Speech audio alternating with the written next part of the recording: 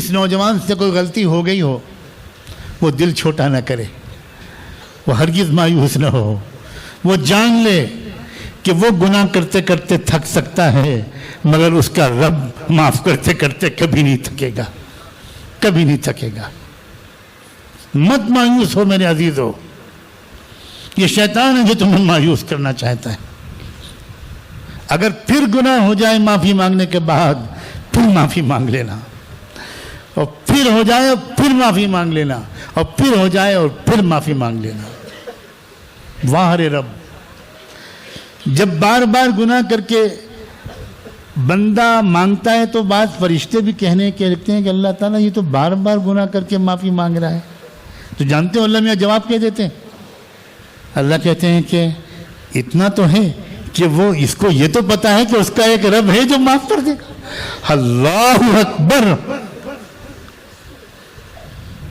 اللہ اکبر، لقد عرف ان له ربا یغفر له، اس کو اتنا تو پتا ہے کہ اس کا ایک رب ہے جو معاف کر دے گا۔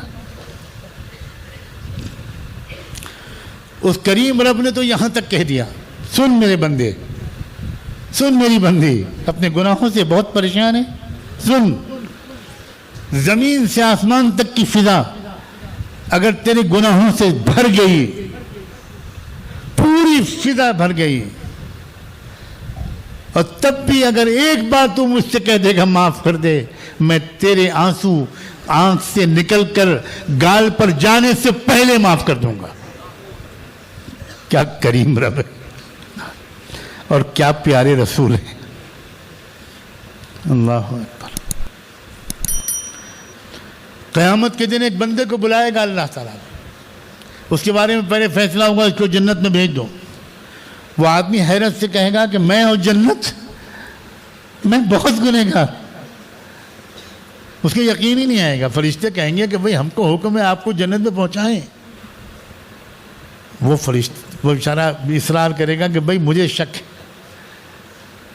مجھے نہیں لگتا کہ میں جنت میں جاؤں گا۔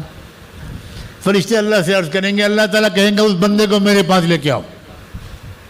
اللہ اکبر، اللہ وراء الورا ہیں، اللہ جانے اس کی کیا تفصیل ہے۔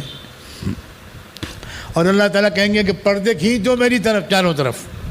اب بندہ اور ڈرے گا، کانپے گا کہ کیا مطلب، ایک دم اکیلے میں اللہ کے سامنے کھڑا ہونا پڑے گا، کوئی میرا ساتھ دینے والا نہیں، میں کیا جواب دوں گا، حساب کتاب اللہ خود لیں گے، کیا ہوگا۔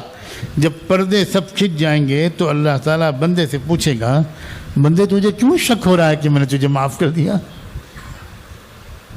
تو بندہ کہے گا اللہ مجھے یاد ہے میں کتنا گنہگار آدمی۔ تو اللہ کہے گا یہ یاد ہے کہ تو کتنا گنہگار ہے، یہ نہیں یاد رہا کہ میں کتنا بڑا غفار ہوں۔ اللہ اکبر۔ سن، ایک بار کچھ تیری بیوی غصے میں آ گئی تھی اور اس نے کچھ ایسا کہہ دیا تھا، کر دیا تھا کہ تجھے بہت غصہ آیا تھا، لیکن ایک دم سے تجھے خیال آ گیا کہ اللہ کی بندی تو ہے، کہ انسان ہی تو ہے، میں معاف کر دوں۔ ہم سے تو غلطیاں ہوتی ہیں، اللہ معاف کرتے ہی رہتے ہیں، ہم بھی اپنی بیوی کو معاف کر دیں۔ اسی دن میں نے fیصلہ کیا تھا تم نے میری ایک بندی کو معاف کیا ہے، میں تجھ کو معاف کروں گا۔ کیا سبحان اللہ، اللہ کے معافی مانگنا، اللہ کے معافی لے لینا واقعی بہت آسان ہے۔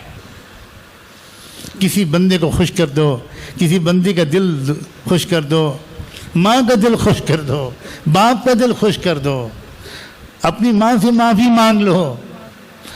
آج تو میں یہ نصیحت کرتا ہوں کہ آپ یہاں جائیں، جانے کے بعد سب سے پہلے، بلکہ اور اچھا ہے کہ پہلے ہی فون کر کے اپنی ماں اور باپ سے، اگر زندہ ہیں تو آپ کہیے کہ شعبان کی رات آ رہی ہے، اس رات بھر بھی میں دعا مانگوں گا، اگر آپ مجھ سے ناراض رہیں گی امی تو میری مغفرت نہیں ہوگی۔ کچھ گناہ وہ ہیں جن گناہوں کے بارے میں اللہ کے رسول نے فرما دیا کہ شعبان کی 15ویں رات ہو یا رمضان کی شب قدر ہو، اللہ ایسے گنہگاروں کی طرف اس رات میں بھی نہیں دیکھے گا۔ ان گناہوں میں شرک بھی ہے، ان گناہوں میں نشے کی کسی چیز کا استعمال بھی ہے، اور ان گناہوں میں ماں باپ کا دل دکھانا بھی ہے. دیکھیں گے نہیں اللہ. مانگتے رہو رات بھر تم. اللہ اکبر. اس سے پہلے کہ وہ رات آئے اچھا ہوا کہ آج آپ کی ہماری ملاقات ہوئی. اس سے پہلے کہ میری رام بات آتا ہے ماں کے پیر پہ سر رکھ دو. امی مجھے معاف کر دیجئے, میری زندگی کا سوال ہے, میری آخرت کا سوال ہے, میری جنت کا سوال ہے, میں جلا جو جاؤں گا جہنم میں, میری ایک دعا قبول نہیں ہوگی. امی معاف کر دیجئے. امی آپ لاتوں سے مان لیجئے, امی آپ جو چاہے کر لیجئے, مگر مجھے معاف کر دیجئے.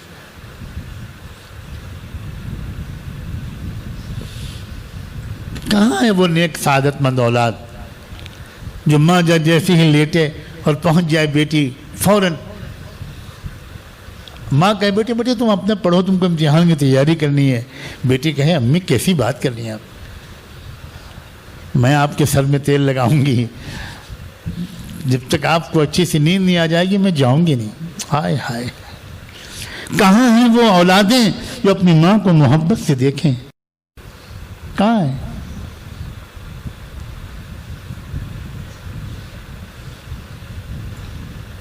کہاں ہے وہ شوہر جو اللہ کی رضا کی نیت سے اپنی بیوی کو محبت سے دیکھیں؟ کیا پیارے رب ہیں اللہ. اللہ فرماتے ہیں جب شوہر بیوی کو, بیوی شوہر کو محبت سے دیکھتے ہیں تو اور دیکھ کر مسکراتے ہیں تو وہاں ایک تیسرا بھی ہوتا ہے جو ان دونوں کو مسکراتا ہوا دیکھ کر مسکرا رہا ہوتا ہے, اور وہ تیسرا اور کوئی نہیں اللہ ہوتا ہے. گھروں میں خوشیوں کا ماحول بناؤ.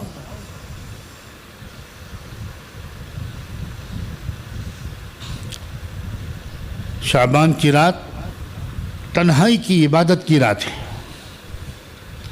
تنہائی میں مغفرت کی دعا مانگنے کی رات ہے. اور بھی چیزوں کی دعا مانگی جا سکتی, قبولیت دعا کی رات ہے.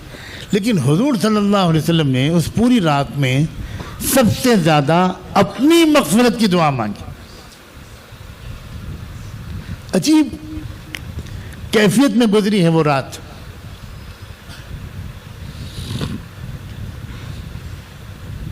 بار بار آپ سجدے میں گرتے تھے, سجدے میں لمبا سجدہ کر کے دیر تک دعا مانگتے تھے, پھر اٹھ کے بیٹھتے تھے, پھر سجدے میں جاتے تھے, پھر دعا مانگتے تھے.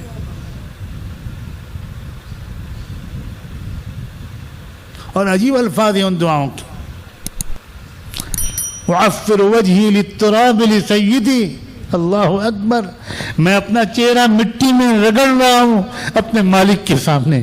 یہ اللہ کے رسول کے الفاظ ہیں.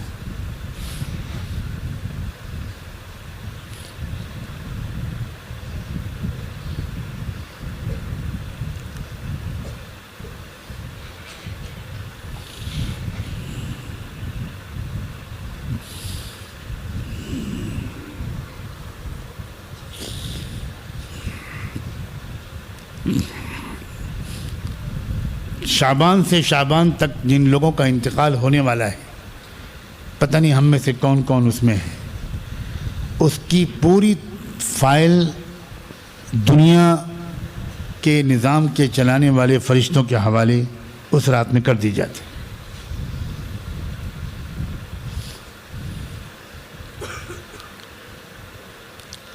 شعبان کے مہینے میں ہم بندوں اور بندیوں کے اعمال اللہ کے سامنے سال بھر کے اعمال پیش ہوتے ہیں. یہ سال بھر کی بیلنس شیٹ اللہ کے سامنے پیش کی جاتی ہے.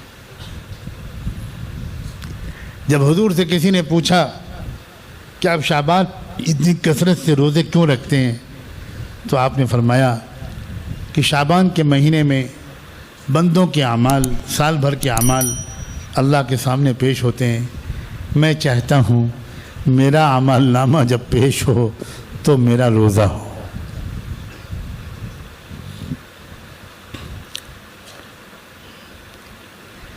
اللہ تعالیٰ اس شعبان کے بقیہ دنوں اور راتوں کی قدر کی توفیق عطا فرمائے.